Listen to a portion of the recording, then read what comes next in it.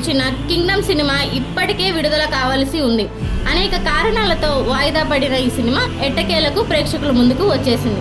నాగవంశీ నిర్మాణంలో గౌతమ్ తిన్ననూరి దర్శకత్వంలో రూపొందించిన ఈ సినిమా మీద మొదటి నుంచి అంచనాలు ఉన్నాయి. ప్రస్తుతానికి విజయ్ దేవరకొండ, గౌతమ్ తిన్ననూరి, నాగవంశీ అందరికీ ఒక మంచి హిట్ కావాలి. అందుకు తగ్గట్టుగానే ప్రమోషన్స్ గట్టిగా చేసింది సినిమా టీం. దీంతో ఈ సినిమా ప్రేక్షకుల్లోకి మరింత వెళ్ళింది. మరి ఈ సినిమా ఎలా ఉంది, ప్రేక్షకులను ఎంతవరకు ఆకట్టుకుంది అనేది మనం ఇప్పుడు రివ్యూలో చూద్దాం. సూరి విజయ్ దేవరకొండ హైదరాబాద్లో కానిస్టేబుల్గా పనిచేస్తూ ఉంటాడు. చిన్నప్పుడు తన తండ్రిని చంపి పారిపోయిన అన్న శివ సత్యదేవ్ కోసం వెతుకుతూ ఉండగా అతను శ్రీలంక, జపాన్లో ఒక స్మగ్లింగ్ ముఠా నాయకుడిగా ఉన్నాడని తెలుసుకుంటాడు. అతన్ని వెనక్కి తీసుకొచ్చేందుకు సూరి శ్రీలంకకు బయలుదేరతాడు. అక్కడికి వెళ్ళిన తరువాత సూరి శివాని వెనక్కి తీసుకురాగలిగాడా లేదా, శ్రీలంకలో తెలుగు కుటుంబాలు ఏం చేస్తున్నాయి, వారందరికీ సూరి ఎలా అండగా నిలబడ్డాడు, మధ్యలో శ్రీకాకుళం నేపథ్యం ఏమిటి అనే విషయాలు తెలియాలంటే సినిమా బిగ్ స్క్రీన్ మీద చూడాల్సిందే. సినిమా ఓపెనింగ్తోనే ఇది ఒక పీరియాడిక్ కథ అనే ఫీలింగ్ తీసుకొస్తుంది. అది కూడా ఇప్పుడు కాదు, దాదాపు 110 ఏళ్ల క్రితం శ్రీకాకుళం తీరంలో మొదలైన ఈ కథ శ్రీలంకకు చేరుతుంది. ఆ తర్వాత రాజీవ్ గాంధీ హత్య అనంతరం శ్రీలంక, హైదరాబాద్ మధ్య మొదలయ్యి మళ్ళీ శ్రీలంకకి చేరుతుంది. రాసినది చదవడానికి కాస్త ఇబ్బందికరంగా ఉందంటే స్క్రీన్ మీద మాత్రం చాలా జాగ్రత్తగా ప్రేక్షకులను ఆకట్టుకునే విధంగా తీసుకొచ్చారు. అసలు విషయం ఏమిటంటే, చిన్నప్పుడే తండ్రిని హత్య చేసి పారిపోయిన అన్నయ్యను వెతుక్కుంటూ వెళ్తున్న సూరి అనబడే విజయ్ దేవరకొండకు ఒక పోలీస్ ఆఫీసర్ వచ్చి మీ అన్నను వెనక్కి తీసుకోవచ్చని ఆఫర్ ఇస్తాడు. అయితే అందుకు ఇప్పుడున్న జీవితాన్ని వదిలేసి రావాలి అని షరతులు పెడతాడు. అందుకు సిద్ధమై అన్న కోసం వెళ్ళిన సూరి తన అన్నను కలుస్తాడా? మొదటి పరిచయంలోనే నీ తమ్ముడిని నేను అని చెప్పి వెనక్కి తీసుకొచ్చే ప్రయత్నాలు మొదలు పెడతాడు.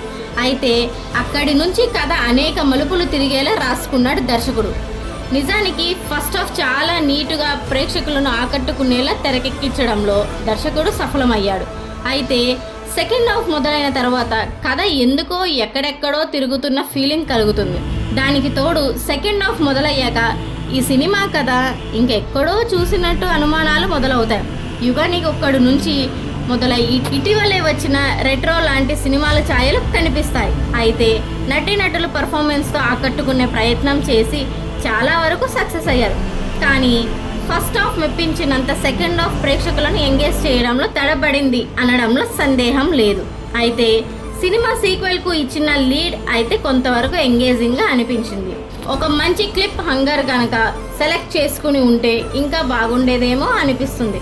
మొత్తంగా చూసుకుంటే సినిమా ఫస్ట్ హాఫ్ ప్రేక్షకులను ఎంగేజ్ చేసింది. సెకండ్ హాఫ్ విషయంలో మాత్రం ఇంకా కేర్ తీసుకుని ఉంటే బాగుండేది. సినిమా టెక్నికల్గా బాగుంది, అయితే ఎమోషనల్ ఆస్పెక్ట్స్ విషయంలో ఇంకా బలంగా కథ రాసుకుంటే బాగుండేది. నటీనటుల విషయానికి వస్తే విజయ్ దేవరకొండ పర్ఫార్మెన్స్ అదరగొట్టాడు. ఒక పోలీస్ కానిస్టేబుల్గా మొదలైన అతని పాత్ర తర్వాత మలుపులు తిరిగిన తీరు అతని నటనకు ఉపయోగపడింది. భాగ్యశ్రీ బోర్సే పాత్ర చాలా చిన్నది, ఆమెకు నటించేంత స్కోప్ ఉన్న సీన్స్ ఒక్కటి కూడా లేదు. అయితే సత్యదేవ్తో పాటు వెంకటేష్ అని కొత్త నటుడు సినిమాలో తమ పర్ఫార్మెన్స్తో అదరగొట్టారు. ఎమోషన్స్తో పాటు కథకు టర్నింగ్ పాయింట్స్ లాంటి సీన్స్లో ఆకట్టుకున్నారు. ఇక మిగతా నటీనటులు చాలా మంది ఉన్నారు, వారంతా తమ పాత్రల పరిధి మేరకు నటించారు. టెక్నికల్ టీం విషయానికి వస్తే ముందుగా దర్శకుడు గౌతమ్ ఫస్ట్ హాఫ్ని చాలా ఎంగేజింగ్గా రాసుకోవడంలో సక్సెస్ అయ్యాడు.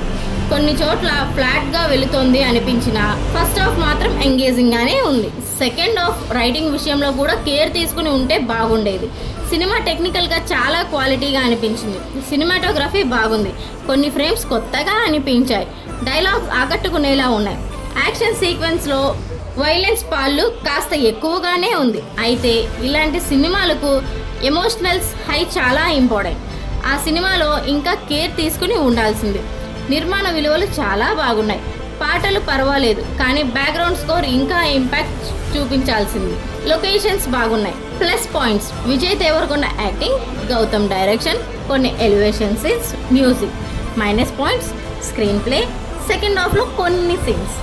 సో ఫైనలీ ఈ మూవీకి మేము ఇచ్చే రేటింగ్ 3.